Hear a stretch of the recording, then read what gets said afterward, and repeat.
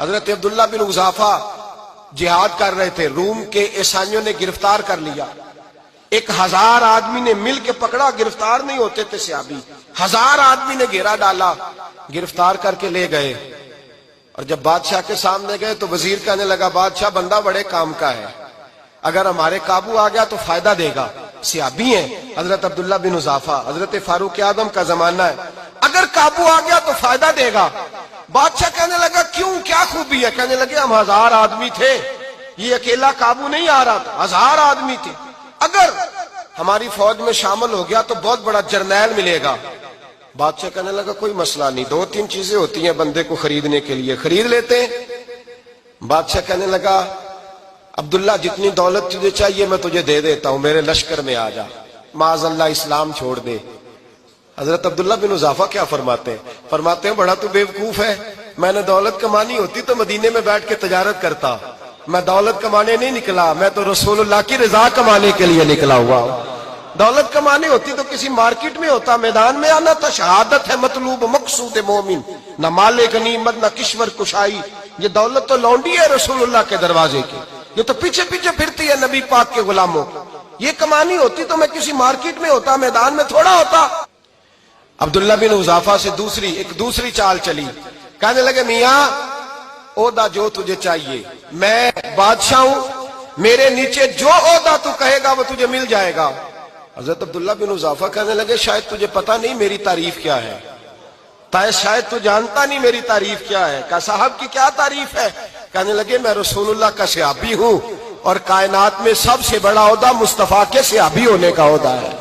صحابہ وہ صحابہ تھے جن کی ہر صبح عید ہوتی تھی، خدا کا قرب حاصل تھا، نبی کی دید ہوتی تھی۔ فرمایا میں نے حضور کے جلوے دیکھے ہوئے ہیں، مجھے عہدے کی ضرورت ہی نہیں، اور میں نے عہدہ لینا ہوتا تو میں سیاست کرتا، میں تو شہادت لینے نکلا ہوں میدان میں، عہدے کا میں نے کیا کرنا ہے؟ اب بادشاہ کہنے لگا اسے قتل کر دو۔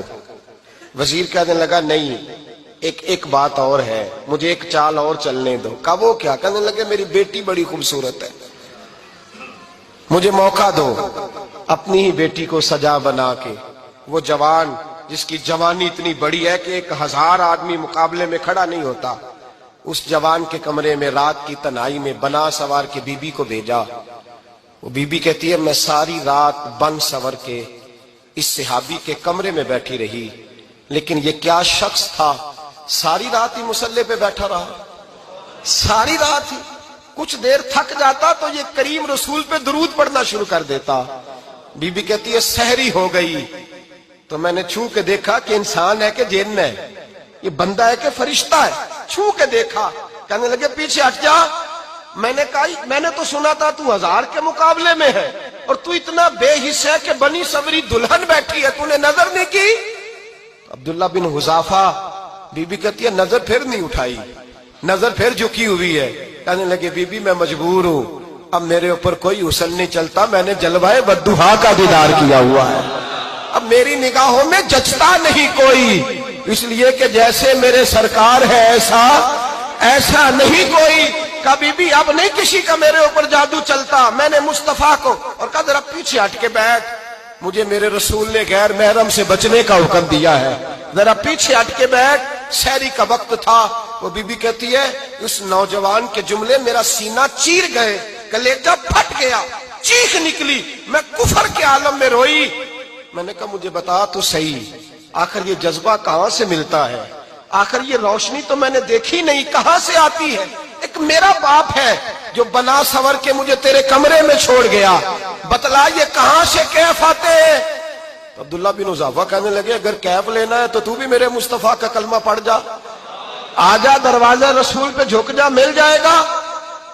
سویرے دروازے پہ باپ آیا بیٹی سے رزلٹ لینے، دروازہ کھولا تو بیٹی نقاب پہنے باہر آئی۔ باپ کہنے لگا کیا بنا؟ کہنے لگی پیچھے ہٹ جا، تو غیر محرم ہے، کافر ہے، میں مسلمان ہوں۔ اس نے کہا کیا ہوا؟ کہنے لگی تیرے جیسے کو باپ کہوں، تیرے جیسے کو جو مجھے استعمال کر رہا تھا، میں تجھے باپ نہیں مانتی، میں اب رسول والی ہو گئی ہوں، میں حضرت فاطمہ کی کنیزہ ہو گئی ہوں، میں اب نبی کریم کی خادمہ ہوں، خبردار میرے قریب نہ آنا۔ یہ دعو بھی ناکام ہوا۔ اب حضرت عبداللہ بن حذافہ کے سامنے موت کھڑی کی، ایک کڑا میں تیل گرم کیا، کہنے لگے تجھے اس میں جلایا جائے گا۔